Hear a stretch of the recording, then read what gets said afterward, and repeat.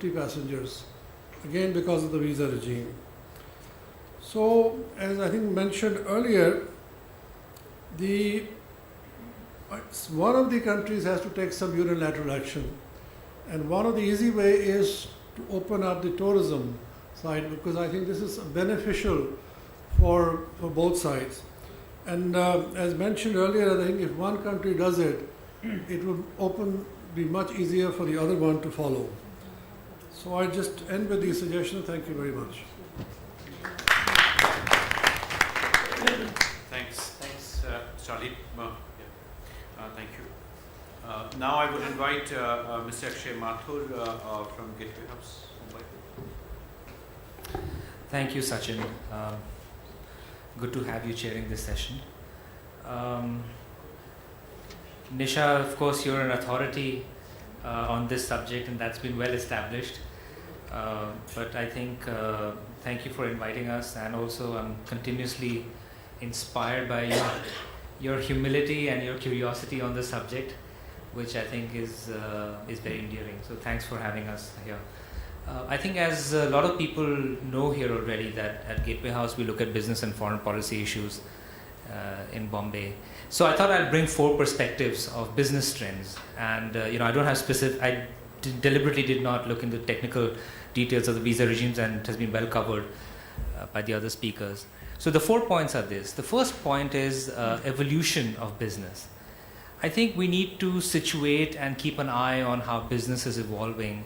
Of course, we are still talking about trade, which is sending goods and some of the other things, but business itself has evolved. We moved into a world of not just globalization, but global supply chains. And from global supply chains into services trade. And from services trade, we're moving into technology, high technology. And whereas for goods and services, it seemed like, we need visas. I'm not very sure, with high technology, what that visa requirement is going to be. And I think it may change.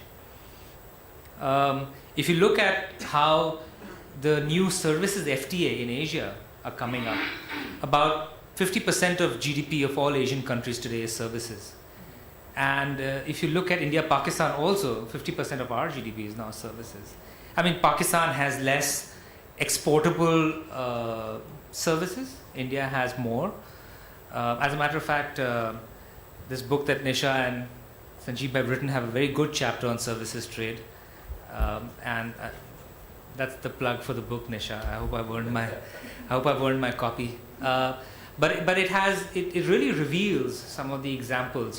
They talk about how some of the businesses have interacted, how services is now changing, what the dimensions of services trade are. And in India itself, our own services industry have grown like tenfold over the last 10 years. And that's likely to be the case with Pakistan as well. I mean, Pakistan may have domestic compulsions at the moment, but I see absolutely no reason, I'm sure you don't, everybody coming from Pakistan and involved in Pakistan business, why that should not be the case in Pakistan. Of course, Pakistan's, services trade is huge. It makes up financial services, business services, but it also includes retail and transport. And Pakistan is very good with transport. We have a speaker here who just gave an illuminating example of what that means. And, that's just one example. I think services trade is also important because, as Neelam was mentioning, my colleague from Gateway House, that India has now signed a services FTA with ASEAN. So, of course, we have started to look east, and that services FTA has clauses now on mobility, and it is going to be thinking about mobility. So, it's very important for us to start thinking of visas when it comes to mobility and services FTAs as well. The second thing I want to talk about in terms of business is mutation. I think businesses in Bombay and rest of the country have now started to create business models which are not dependent on each other, right? So there are Pakistan businesses and business people, IT people are now looking towards Iran, Turkey, other places. Indians are looking towards ASEAN. Typically if you had one head of, the regional head for South Asia would be either in Pakistan or India. Now it's a lot of places have head of MENA sitting in Pakistan or Turkey. For India, it's clubbed together with Southeast Asia, the person sitting in Singapore. These are very important mutations because these are irreversible in some ways. And so I think that's an important trend to keep in mind. FDI in e-commerce is also changing the game. What kind of visas are we going to require if e-commerce is going to take over? We've been talking about Apple and we've been talking about Google. I mean, their combined profits are more than the defense budgets of India and Pakistan put together. So, I mean, is it going to be valuable for India and Pakistan to be discussing visas, or should we have a visa policy with Apple? Really, we have to keep an eye out on what the global supply chain, what services trade, and what technology really means for us. The third point I want to raise is with the economic system. When I visited Pakistan when I visited Lahore in November, I was so pleasantly surprised, and I admit that my understanding and visits to Pakistan are not so frequent and not so deep. But the lexicon, this is Pakistan businessmen discussing with Pakistan students, and they're using examples of CK Prahlad and Infosys and other companies in India. And I have not seen that kind of usage here in India. So I think it's a matter of lexicon. What kind of case studies are we really following? Do we understand the businesses, the business models that are taking place and emerging in Pakistan? I don't think so. We're not studying it in business schools. I was talking to Dr. Hussain, and I was saying, they have MOUs with our Indian School of Business, and somebody from LUMS is here. I wanted to talk about that. It's not just case studies in business schools, but as a country, as people, can we relate to it? Do we have examples? There's a very good slum redevelopment effort that has taken place outside of Karachi. How many of us can speak with authority and say, let's learn from that? So there is an understanding about case studies, about lexicon, that it should make us all use this lexicon about each other. Between India and US, when it comes to economic systems and case studies, we are always citing American case studies. We know more about the US and Western countries than we know about each other, right? That goes for Pakistan as well. That goes back to our education system and some of the other things. But understand what has happened between India and the US, and probably the same thing with Pakistan. But we have a diaspora now in the United States.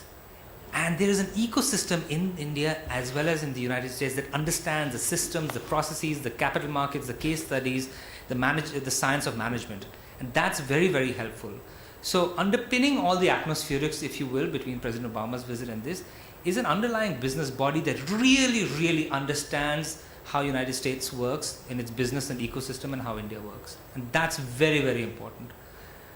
And the last thing I want to leave you with is this.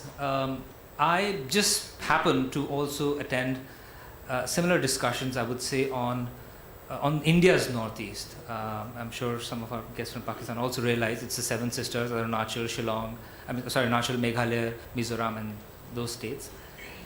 And a lot of the things that we are discussing today are very similar to what we discuss within our own country. We're not familiar, we don't know, we have to seek investments, we need trade, we need to capture natural resources, we need the affinity. I understand, I don't want to simplify. We have a history between Pakistan, and we have, religion is a big difference and some of the other things. But trade and business does not automatically take off just by access alone. I mean, people who run businesses also want to travel to the US. Young managers, young professionals who are coming into the industry, working in Gurgaon, working in Bombay, also wanted to be posted in Europe and other places. Not everybody wants to be posted in the most difficult environments from the get-go. So businesses find it difficult also to send people where they don't feel it's secure, or there's a livelihood, there's affordable homes or houses. So I think with those four thoughts, I would just like to say that one way to solve this is having partnerships at an institutional level, which is whether it's Indian School of Business or IBA, or whether it is ICRIER and some other institutions. Relationships and rapports between institutions is far more enduring and long-lasting than agreements, because you can use that as vehicles. Governments can change, people can go, but institutions remain. And so I think we should be using institutions to take this forward. Thanks. Thank you. Thank you, Akshay. Now I will invite Mr. Pradeep Sehgal, 7 to 10 minutes. Thank you, Chair. First of all, thank you to ICRIER, my co-panelists, distinguished guests, His Excellency Abdul Basit Saab, for being here. This topic is very dear to me. Rather, I'm a little emotional about it. Whenever I'm down and feeling low-key with the challenges, with barrage of challenges we face doing the Indo-Pak trade, I close my eyes and I say that all is well. Dr. Nisha Taneja is there keeping the fires burning. So thank you, especially Dr. Nisha. You see that I am speaking from a perspective of a consumer of visa. So I'm a businessman, I'm a traveler. I'm lucky to have completed 200 visits to Pakistan. I have, I think, my first visit was in 2006, January. And not a very pleasant experience on the Indian side. I was turned back. I had to, take the bus and go travel a month later. So I have suffered myself, though life is much more easier for me now thanks to Pakistan High Commission, and I've got a SARC sticker also. But I was not lucky, and many people are not lucky. More people are not lucky as of today also. I have sponsored more than 500 visas to my Pakistani friends to come to India till today.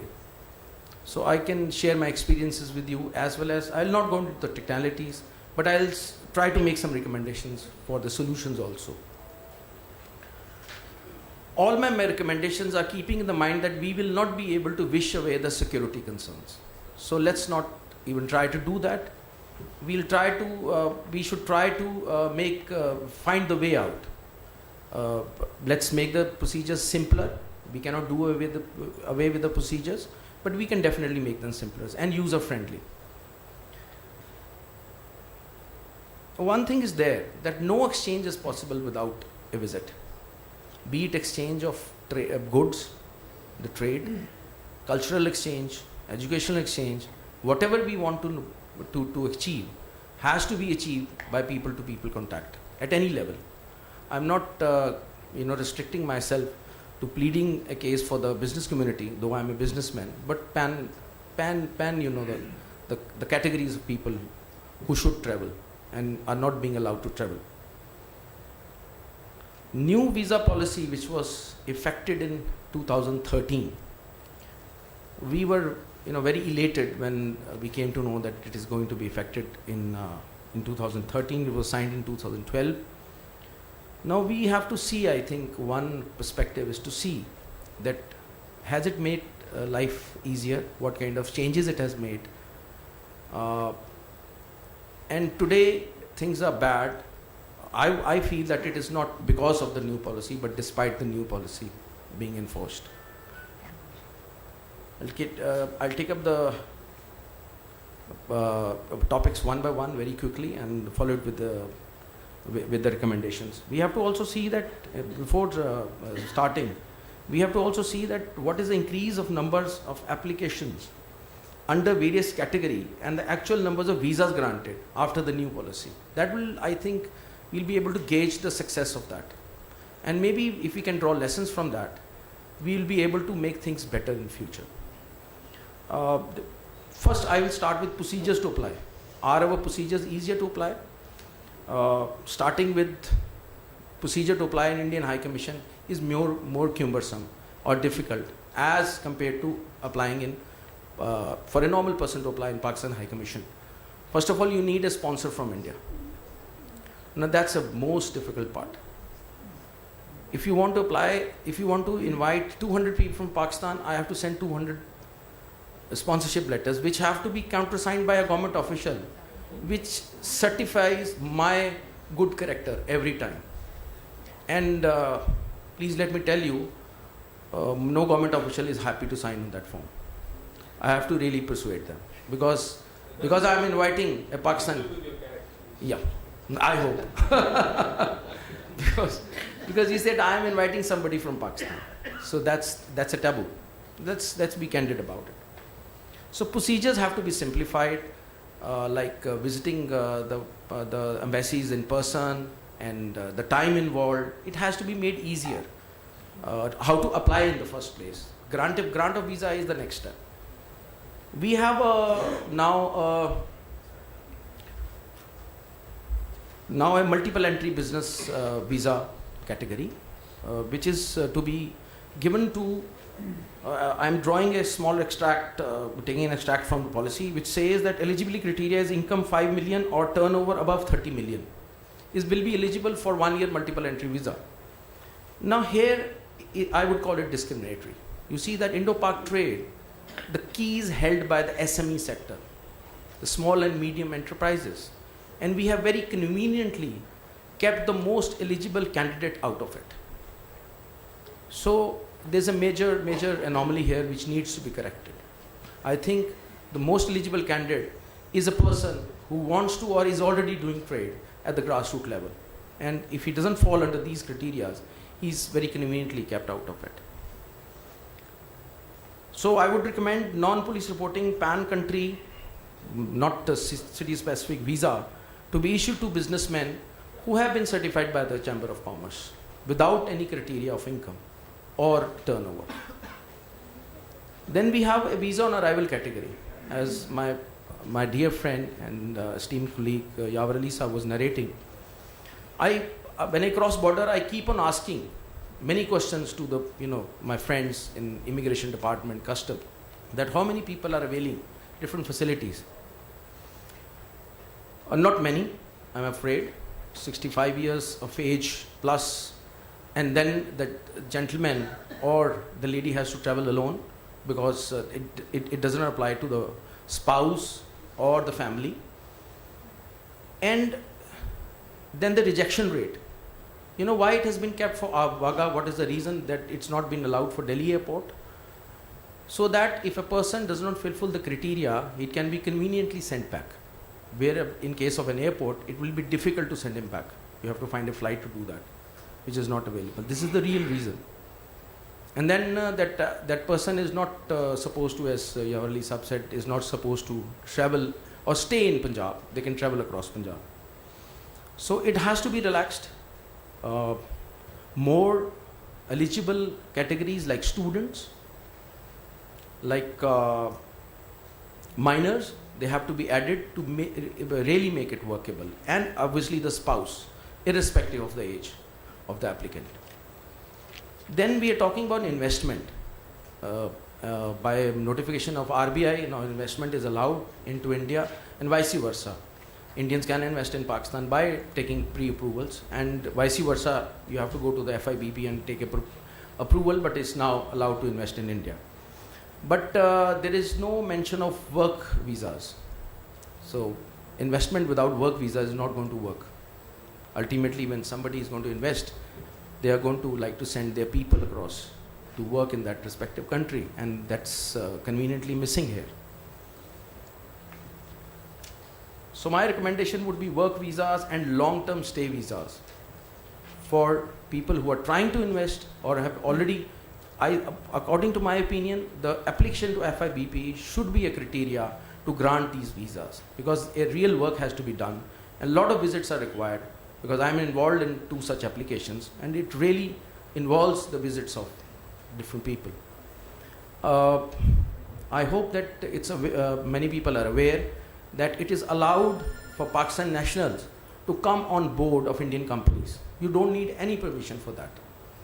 I have given this guidance to my friends, and they are directors in Indian companies. You don't need an FIBP approval for that. That's only for investment.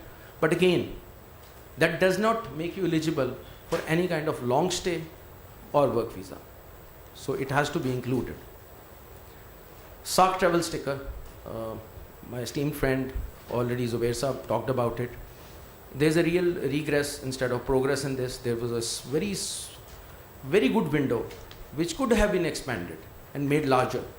Rather, it has been either squeezed or is being closed gradually. We could have made it more easier, and we could have made it, I would say that it should be linked with the population of a country. Bhutan is also eligible for 100 visas or 200 stickers. India is also eligible for 200 stickers, and Pakistan is also eligible for 200 stickers, and so is Maldives. So it's such an anomaly present there, which needs to be corrected in case of SAARC stickers. And made easier again, we used to get it in 2 days, now it's taking about 45 days to get a sticker. Day entry permit. I mentioned that yesterday also in my question to one of the panelists.